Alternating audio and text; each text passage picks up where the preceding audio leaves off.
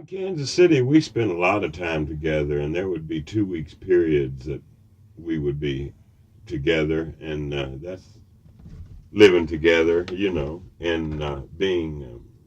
We were so young and never stopping much. But in New York, when I got out of the Navy, I came to New York looking for Bird, and when I found him, he lived at 137th and Broadway, maybe, or it. And Miles Davis had the apartment next to him, and for at least 2 weeks, I just crashed with him there without getting a room before I got a room of my own. Mm-hmm. And at that time, Bird wasn't sleeping much. I would go to sleep on his little narrow bed, and he would be sitting at the table and either writing music or I don't know what. I'd wake up, he'd be still sitting there. I don't know if he slept while I slept or not. It was a very exciting time for him and a productive time. He was writing. There'd be a new tune in the morning when I'd wake up. He'd say, I remember one night he had written Scrapple from the Apple that night while I slept, and he was at the table. He says, we've been playing I Got Rhythm all the time and Honeysuckle Rose all the time. I wrote a tune that has half the changes of Honeysuckle Rose, and the bridge is I Got Rhythm, so we can play them both in one tune. And then he wrote this melody, Scrapple from the Apple.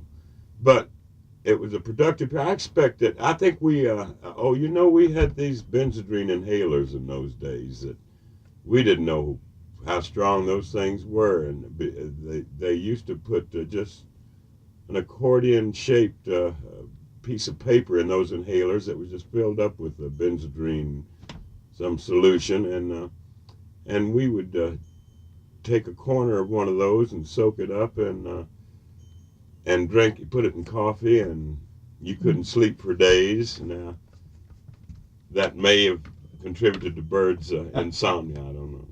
Was this real popular to do that? Yes, it was real popular in our gang. I know. And, cheap way to get high. Yeah. Well, yes, exactly. And I'll tell you a funny story about that. When it's been told. The Rubber Legs Williams story when he was singing the blues. No. Bird got Diz was got this record date with Clyde Hart, and let him bring Bird. It ended up to me a great record date. The horns of Trummy Young and Don Bias, and Bird and Diz, and they do some unison figures in there like I've never heard done in other groups, and this wasn't an organized band. It was just a record date.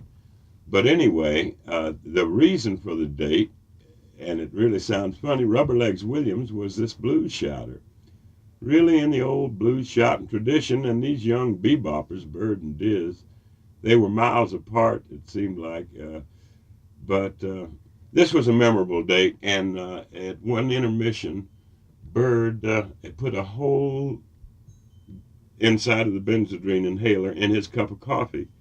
They were having coffee after the first break, and Big Rubber Legs, who comes in and does what he wants to, Rubber Legs, he's a bartender up in Harlem, he grabbed Bird's coffee and drank it, not knowing there was anything in it, and he was strictly alcohol is all he took. He didn't know from any of the other drugs. He's an old timer.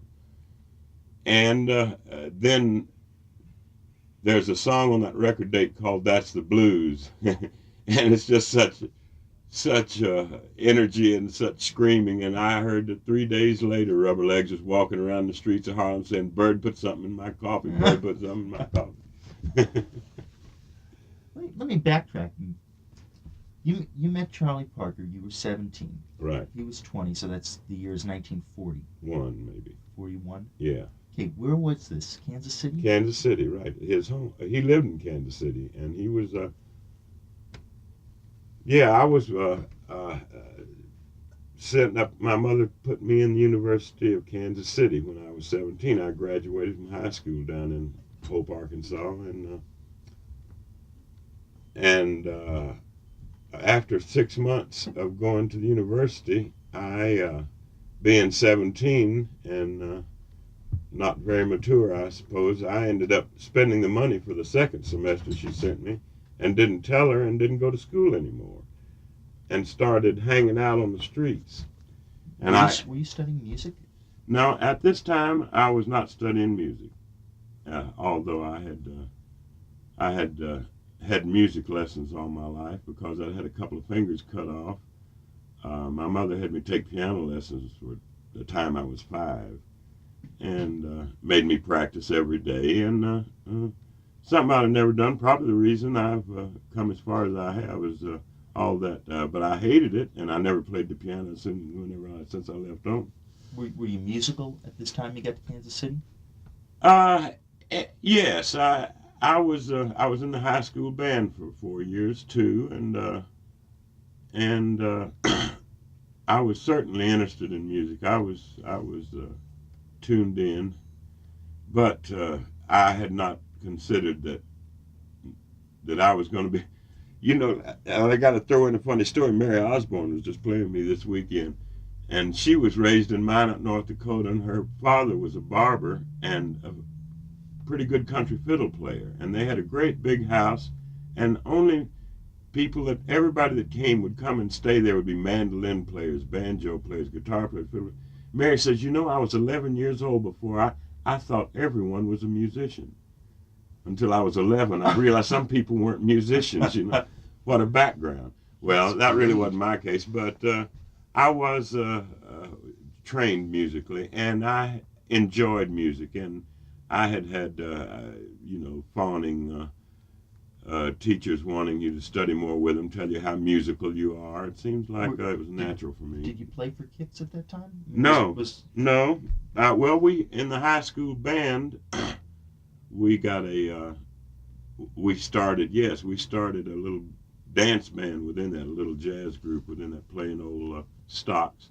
This was about the time Glenn Miller's stock, maybe Dipsy Doodle, I remember that. No, it might have been before Glenn Miller, when I was in high school there.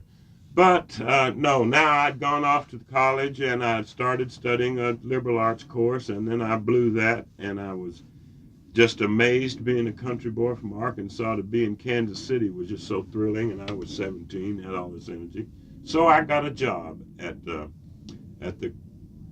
hotel there. Let's see, I'm trying to think of the name of it, on 11th. I'll think of it in a minute, but the Aladdin, I think it was the Aladdin Hotel, and right next door was the College Inn, and Bird was playing there with Jesse Price. I told you this before. Right. And as I would walk through the College Inn to get the whiskey to take to people in the room as a bellhop, I was the bootlegger, I would pass by this band all the time, and soon I was paying more attention to the band than my job, and the music got very important to me, and meeting Bird then just guided my life for the next 15 years till he died. Had you turned on to jazz previous to hearing Jesse Price's band, or is that when your ears clicked? Oh yes, I was up to the stage of playing boogie woogie piano, and well, in those days it was a popular thing. The jukeboxes had Albert Ammons and Meade Lux Lewis, and there was a lot of 8 to the bar about the late 30s there, and since I'd studied the piano and didn't want to play it the way I'd practiced, I was into jazz. I'll tell you, guys, down south at that time, there was a lot of jazz to hear, mainly because there was as big a black community as there was a white community. And I must tell you, where I expect a lot of the way I play was influenced, as well as the Kansas City days, is when I was in the 11th grade, my mother decided good business for me would be to work in a funeral home. And so for the last 2 years in high school, although it wasn't a good job for me at all, because I didn't like to be around that much unhappiness, but there was a big, the race thing in the 30s in Arkansas, it was cancerous socially, it was, ridiculous, but even though I was only 16, 17 years old, the guy turned over all he had a burial association for the black people.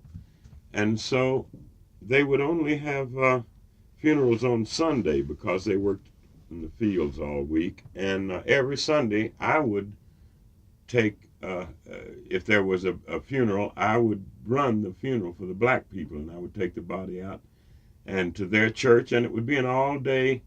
They had great funerals, really. The children would entertain, and people would sing, and I'd be the only white person there, and it was a real heavy emotional thing, and many beautiful things happened.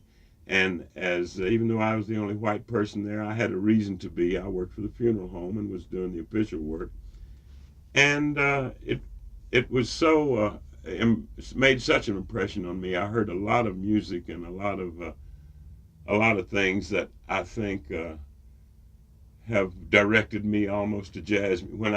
If I became a musician, it would be almost necessary for me to play jazz with feeling and having heard seriously gone through so many of those Sundays with people burying their loved ones, you know. Now, were these Baptists or sanctified churches, or these people were Hey, singing gospel music? yeah, I would say gospel, Baptist. Well, I guess they were copying all the white people were Baptist. Well, there was always seemed like the word Zion in the church. I didn't follow the religious part enough. Right. It was just an attitude, well, and but it was it's Baptist, that kind of. It certainly wasn't Catholic or Jewish or right, anything right. else, you know. It's very inspirational music. It's hard to miss it if your ears are Yes, open. yeah, You know, whether you have an aversion to Jesus or not. yeah. Were you playing bass at this time?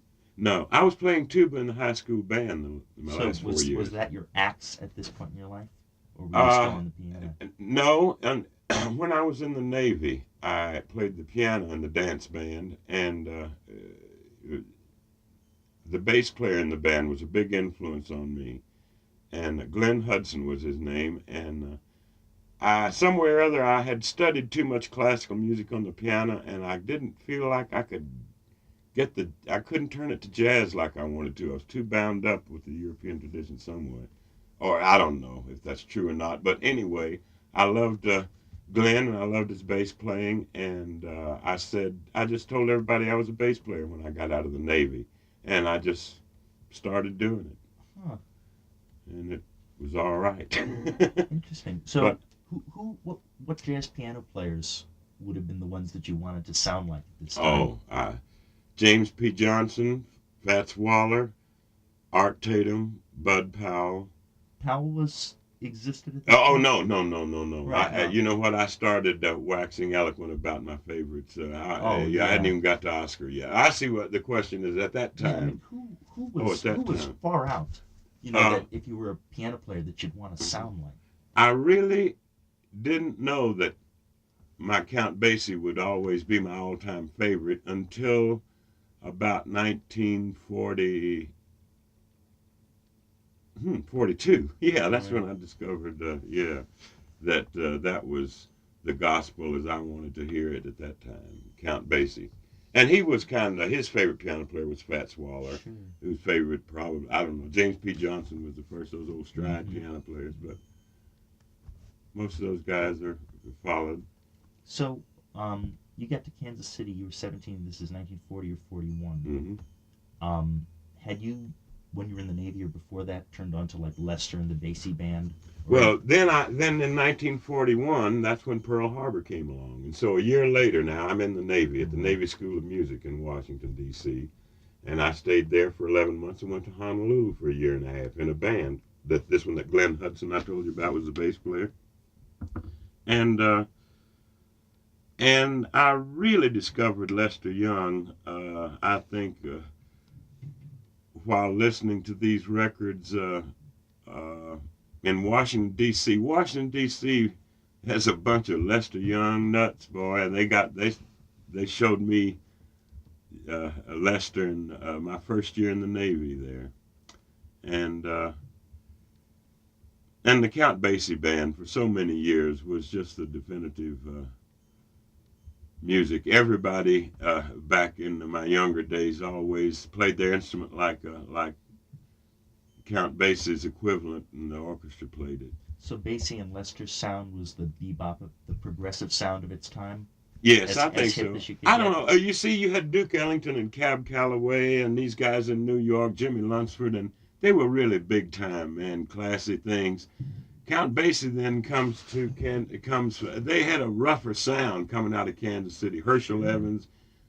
They had these Texas tenor players, and it was like an uncivilized thing almost. These cats were hard swinging when they came to New York, but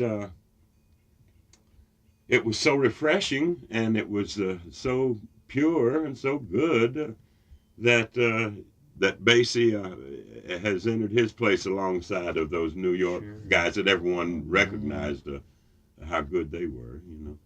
And the Fletcher Henderson band was probably a little before that. I'm not sure about my dates there.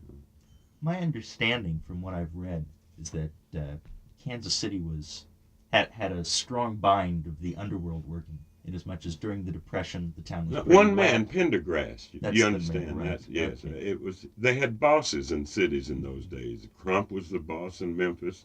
Pendergrass is the boss in Kansas City. And I mean the boss. It was his town. If Roosevelt wanted to do something in Kansas City, he had to make a deal with Pendergrass. He didn't go in, and I mean this man was the boss of the town. Okay, I'm And beginning to understand. and if in those days every little bar didn't have a jukebox in it, it had a trio or quartet or quintet. And I take it the town was real musical. Yes, it was. But mainly what paid for that was if you were 10 years old and could get your hand up on the bar with a dime, you could get a drink because Pendergrass wanted to sell plenty of whiskey or, yeah, you know. Okay. What do I really know? But that's the attitude that I felt as a kid there.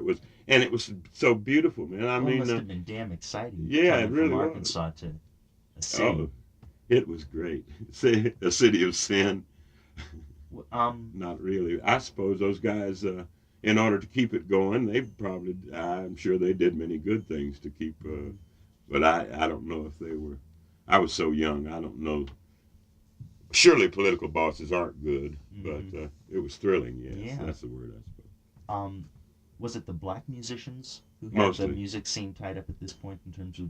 They were the only ones I was looking through. I had blinders on there. I wouldn't go across the street in those days to hear some of the good white bands. I'm sure the white bands were playing in the hotels downtown or something, but I'm talking about the bars outside and certainly in the black community at 18th and Vine, there was a club called Scott's Theater Restaurant, and they had a whole big band playing in there every night and playing shows, and I mean dancers and singers that were so talented. It was really something great to behold, and that was just for the black community. The white folks didn't go there much in those days. Bird also played with Jay McShann's band, and you're right, there's a lot of bands in those days. Jay McShann played out at Tootie's Mayfair and in the county. And I'm trying to think in the back of my mind, I'm just racing, trying to think of the names of a couple other bands there, but I can't now, who were all, a real good one that had Big Chief, Harlan Leonard, yeah. Harlan Leonard was another good Kansas City band there. That tenor player, I wish I could think of his name, was Bridges. His name was Bridges, and he played so beautifully. If you get a chance to, I think there's one 78 record by Harlan Leonard called A La Bridges. Maybe the tune is Body and Soul. But so many good players in those days in Kansas City. They turned out a lot of them. What was the the racial line like after Arkansas? Well, to me, yeah, I guess I thought I was up in Yankee land because Arkansas was such a southern attitude. But as I look back now, that time we're talking about 40 years ago, it was all sick. There was a lot of separation. As a matter of fact, I lived up there, and I backflopped, and I only lived with black people, and that meant that I never got to eat seafood or nice. The white people didn't go to certain places, and in those days, that was before the Martin Luther King things, and so it was. But it was for me from coming from Arkansas to Kansas City. That was quite a change. I really thought I had gone way north. Of course, Kansas City's not way north. No. Okay, so it's 1941, and you heard this band. You heard Parker playing with Jesse Price's. Yes. And I presume as late as 1941, it was already Bird sounding like Bird. It was was. Nothing you'd heard That's before. exactly right. Were you a musician to the point where you could have played with these people? No. Or was it just awesome No. to behold? Oh, just awesome to behold. And I hadn't made any decisions before that I didn't understand that's what I was going to do the rest of my life until I heard Bird. Then I just knew it was such a revelation. I take it you wanted to be with these people. Oh, yeah, absolutely. And Bird liked me and let me, and that's what I did. He couldn't get rid of me unless he was offensive, but he wasn't. When you guys met, was there a connection right away? You were able to recognize each I other? was an admirer, and he thought I was all right. I could go. He kind of let me do things that I got to go places and do things that they didn't take any other white kids. I know, you know. Why do you think this? I think that maybe my manners were nice enough. Maybe you could just take me anywhere. I'm not sure of that, but I don't think there was any more to it than that I wanted to be with them, and I was all right, so they let me. If I wanted to be, Right. you know. Interesting. Was trying to feel for what kind of man this was to have as a friend. Was he a nice man? That's what he was. He was a nice man. Of course, he was many things, but I just read in that book right there. What's the name of the man that wrote that book? This book Yeah. is written by James Lincoln Collier. He writes in there that Bird is a terrible man. And I don't know, his thinking of mine is so different. He mentions that Dave Dexter, who was a young white critic, was influential and could help Bird, and that Bird treated him very badly. This man tells all the story, what a mean person Charlie Parker is. It's looking at it from such a different point of view, like Bird was one of the first young black swingers that didn't care what some cat that writes words. Nothing was important to us but music, man. Some cat that writes, and if he was offensive to Dave Dexter, it was the whole idea that he should kiss his behind because the man could do him some good. And here Bird knows that he has got it, man. He's worked it out, and he knows. Who knew better than Bird how good he was, man? And to think that he's got to have some white writer do him some good. This man Collier's attitude about Bird not being nice is just wrong, because I can go into too many stories that just Sadiq's story. Oh yeah, I know. He said that when he changed his name from Argonne Forrest Thornton, we all called him Dents. I'd call him Dents all my life. Bird had too. It was hard. You change somebody's name. It was Dents to me a long time after that. Bird, he said, when I told Bird my name was Sadiq Hakim, he never called me anything else. Well, that's because Bird's a nice man, and he knew. He was sensitive to that. Yes, right. The stories of really piss you off. Well, it sure When it does. you know a man, You must this read kind of after shit. we get through. You must read that chapter and see what kind of a man that he thinks Bird is. Spoiled, petulant, all kind of things that Bird really felt that the promoters shouldn't have been making all the money off of him, and that they were the ripping everybody off, and he treated the promoters bad. And the promoters turned out to be a loudmouth bunch. One, Robert Reisner, who wrote that book, Right. that put all that stuff in there that's not what I didn't put in what I really said, you know. And they all hated Bird and have an axe to grind. And it ends up these guys like this Collier talks to people like Ross Russell and or Robert Reisner. He reads those books, or anybody uh, that that used Bird. Bird didn't treat him very nice, man. If Bird knew that he could make Dave Dexter a famous writer if he'd latch on to Bird as a 20-year-old and write about him, that Dave Dexter could go on Bird's coattails. He knew that already. But this Collier guy thinks that Bird should have. He doesn't get the. I don't know. Bird was a bebop. It was funny to him to be as sacrilegious enough to offend a white man that could help him. I must say there's a perverse thing that I have in myself. I understand it so clear because to us music was the important thing. Oh, yeah. And to have the white sponsor to help you along was offensive already to Bird, you know. Yeah. And certainly, But it's just a different point of view the way these guys see it. I don't know, man. But Bird was a nice man in so many ways. He did so many. We would have a jam session and call Bird, and he would come play with me and my friends at the drop of a hat, mainly because he knew it was a lifetime experience, thrill for us, you know. And he enjoyed playing all the time, but I've seen him go out of his way just to give that much to people, you know. In those ways, I know where his head's coming from, and he was very nice in many ways. You read a lot of things about here's a man who in so and so's eyes could do no wrong, yet at the same time he'd borrow your last $50.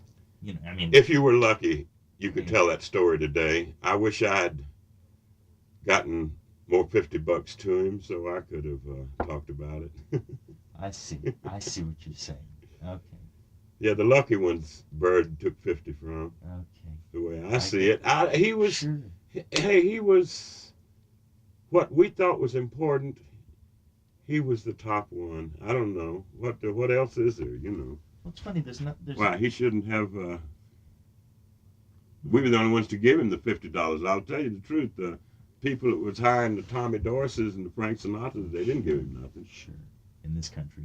Well, I expect the times have changed now. I'm sure that those Motown guys are pretty well educated about taking care of biz. Oh, all right. So we're in Kansas City.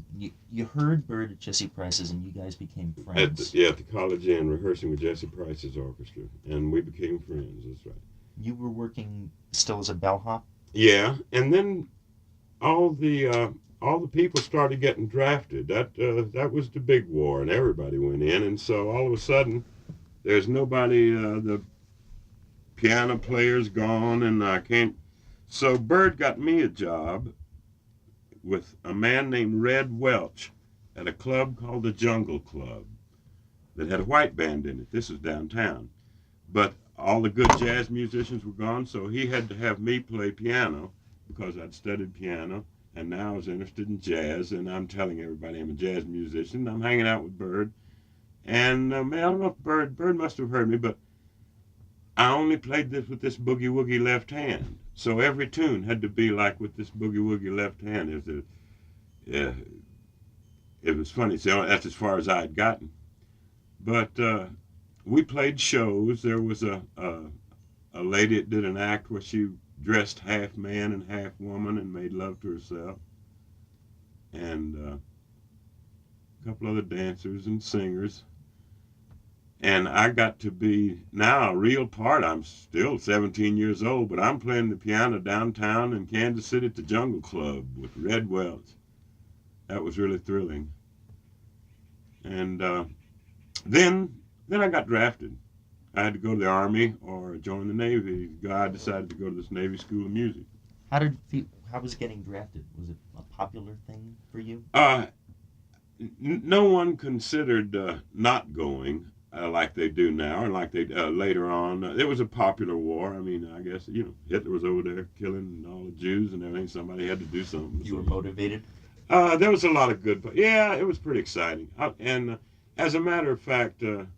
Oh, nobody wanted. I don't. Everybody would try to didn't want to go out and get shot, and I didn't want to be in no war. And I worked it, so I was always in some place where I didn't have to do that. I was lucky, but yeah, that was the last of the fun wars. I think actually, I'm sure a lot of people did. It was tough, but it certainly wasn't for me. I just went to Honolulu in a band and played in USO clubs for 18 months. And What were you playing? Swing music? yes, we were playing dance music. We were playing the Glenn Miller things and what people like, whatever was popular, like to dance. And the stops, Mm-hmm. Any band I was in, I always tried to get as many bassy stocks in as I could. That was what I liked to play. Did you play piano that way? Yeah, but and then I started playing bass around too, and I loved Walter Page's his part in the bassy band, and so. But piano too, yes. And then after I got out of the Navy, I went straight to New York, and Charles Parker had turned into Yardbird, and I ran into little Benny Harris, who I had met in Kansas City at a jam session with Bird when he came through with Hines's band, and I said, "Where's?" I don't guess I said Bird. I said, "Where's Charlie Parker?" That's what I called him those days, and. Benny said, "Let's go down to the street." 52nd Street was it, baby. There was a joint, every joint, music coming out of the front door.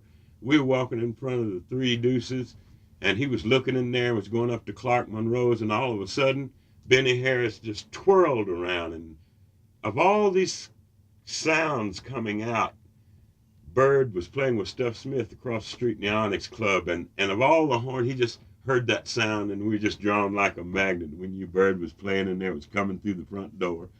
All the bands would be in the back of the club. There'd be little narrow things, and the front doors would be open with people out front like Pee Wee Marquette hawking them, trying to get them to come in and get clipped with high prices. And so Benny Harris took me in, and that's when I got with Bird that night, and we had a big reunion, and he took me home with him up there to 137th Street. You had not been to New York before? While I was stationed in Washington, D.C. in the Navy, yes, I had gone up to hear all these people before, but Bird wasn't there at that time, or I wasn't, or let's see, well, I might have done, yes, I might be confused. Some of this might happen right before I got out of the Navy while I was on a 30-day leave or something. New York? Yeah, yeah. When did you get out of the Navy? Do you remember? 1947. 47? February. February 47. Yeah. So this is at the time Bird is making the Dial records. That's true. Very, yeah, I'm sure if you, well, you know. My understand, I don't know what the public response to him, but that's certainly like a crescendo in his career. I mean, the incredible productivity of that period. He must have been really happening. Yes, and I was not for that 4.5 years. That's the only time that I'm not sure of everything Bird did while I was in the Navy then. And the Dial record period is one. Was that was in Los Angeles, wasn't it? In Hollywood. Ross Russell. The first 3 sessions were in New York in 46, I think it is, and then they went to Hollywood. You don't remember the titles? The titles, yeah. Is that Hot House in that bunch, or was that? No, that's with Diz, right? Yeah, right. That's before Dial. Yeah, okay, that's the Savoy stuff in late 45. That's my that along with yeah. But all those were good, really. And Bird. Did you stay in touch with him when you were in the Navy? Did you guys send postcards or anything? No, but I remember this one time when I was on, I guess it was, I had a 30-day leave, and that is actually when this happened with Benny Harris. I was not out of the Navy yet, and it was close to the time that I was going to be out of the Navy when I stayed with Bird. That's why I didn't have a pad. But that was the time when he got the job. Now, he'd been playing with Diz all before, and now Diz had his band, and Bird was going into the Three Deuces with his own band for the first time. And that's the weeks that I was spending in his pad. And so late 46? That sounds right. I can't be exact on it, but yes, if I wasn't out of the Navy, that sounds really, or could be early '47 or late '46. And so Max Roach, I guess, had either gone with Diz or went with somebody. So he sent a telegram to Kansas City, and I got to go hang around in the cab while he got the whole band together. He got Stan Levy, and he was playing with Boyd Rabin, I suppose, and Stan wrote, says, I'm coming back, and we got a drummer for me, and I'm ready for the opening. And then we went on a hunt for Al Haig all day, and finally left a message. Finally got him at his apartment, and Al Haig and Stan was the drummer, and the bass player was Tommy. He got Tommy Potter, I believe. Or was that still the Curly Russell days? I'm not sure. That could have been Curly. Yes, Curly Russell. And Miles was a little peanut then Miles was going to Juilliard and lived in the apartment next to Bird's uptown there and had his first child. And they wanted me to babysit the baby one night, I remember, so that he could take his wife to the gig, which I did. Miles would come back with homework to do at Juilliard, and he would get Bird to help him. And Bird would show him how to do all this. And Bird had never been to school, I don't think. But he knew the answer to. Sometimes I remember one day Bird said, what did the teacher say about my exercise there? And Miles said, he said it was right, but that ain't what we're studying. See, Miles was born in 25, so he was like 22 or 23 at this time. Well, yes, that's right. So he was just a kid. Yes, he was. And it was Miles was. We all wanted the Diz and Bird sound. We were hooked on. Miles was so different. We had to take a lot of loyalty to Bird to understand that Miles was talented. He was young and seemed insecure. I doubt very seriously if he was insecure, but he didn't have the same style, and we had something new to get used to. And Miles gave us a new thing to check into. I remember he'd leave a lot of gaps. They hadn't done that much at that time. I'd say, Miles, why do you lay out so much? He said, those are kind of shitty changes. I don't like to play them.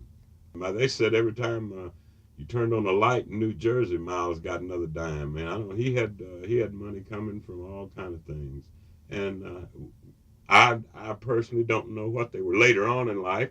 I knew Miles early, not later, but I always got the impression that he had a lot of money later. He certainly didn't when he was out there scuffling. Miles came up the hard way and got in money troubles like crazy, like everybody else.